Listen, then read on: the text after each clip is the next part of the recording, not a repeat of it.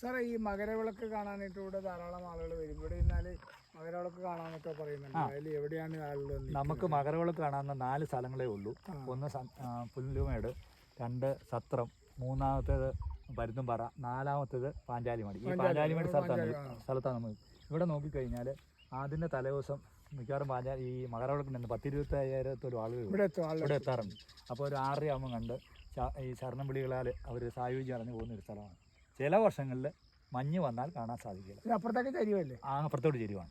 അങ്ങോട്ട് ആളെ വിടിയില്ല. ഇല്ല, ഈ ഭാഗത്തോടെ മാത്രം. ഇവിടെ സർക്കാർ 5 ലക്ഷം രൂപയൊക്കെ മുടക്കി അതെല്ലാം ശബരിമല സേഫ്റ്റി മെഷേഴ്സ് എല്ലാം എടുത്ത് മാത്രമേ ആളുകൾ ഇവിടെ നിർത്തുള്ളൂ. അപ്പോൾ അതുകൊണ്ട് വളരെ പ്രാധാന്യമുള്ള സ്ഥലമാണ് ഇത്.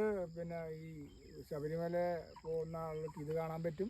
അത് കഴിഞ്ഞ് വന്ന് ഇവിടെ ധാരാളം ആളുകൾ വരുന്നുണ്ട്. പോകുന്ന സമയത്ത് തീർത്ഥാടകരായിട്ട് വരും. ഇത് കഴിഞ്ഞ സമയത്ത് ഇതിൻ്റെ അകത്ത് ടൂറിസ്റ്റ് ആയിട്ട് ഇവിടെ വരാറുണ്ട്.